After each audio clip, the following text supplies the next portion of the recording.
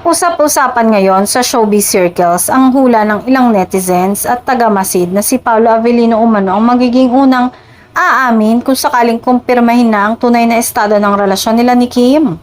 Sa kabila ng pagiging tikom ng dalawa pagdating sa personal na buhay, marami ang naniniwalang mas handa si Paolo na magsalita kapag dumating ang tamang panahon.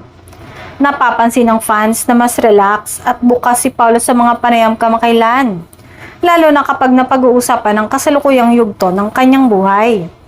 Bagamat iniiwasan pa rin niyan direktang pagsagot tungkol kay Kim, may mga pahiwatig umano sa kanyang mga sagot na tila mas kumpiyansa at masaya siya ngayon. Isang bagay na hindi nakaligtas sa mapanuring mata ng netizens. Samantala, kilala naman si Kim bilang mas maingat pagdating sa kanyang pribadong buhay. Matapos sa mga pinagdaanan niya noon, mas pinili daw ng aktres na panatilihing tahimik ang anumang usaping may kinalaman sa pag-ibig. Kaya para sa marami, mas logic na si Paolo ang unang umamin kung sakaling magdesisyon na silang isapubliko ang kanilang relasyon. Dagdag pa sa espekulasyon ang natural na chemistry ng dalawa sa mga proyektong kanilang pinagsamahan, pati na ang mga sweet at suportadong kilos nila sa isa't isa sa off-cam moments.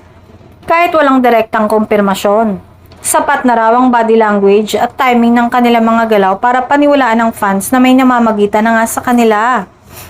Sa ngayon, nananatiling tahimik ang dalawa. Ngunit kung pagbabasehan ng mga senyales, marami ang umaasang si Paolo nga ang unang bibitaw ng katotohanan. Hanggang sa mangyari yon, patuloy mo nang maghihintay ang publiko at mas lalong lalakas ang kilig at intriga sa Kim Pao.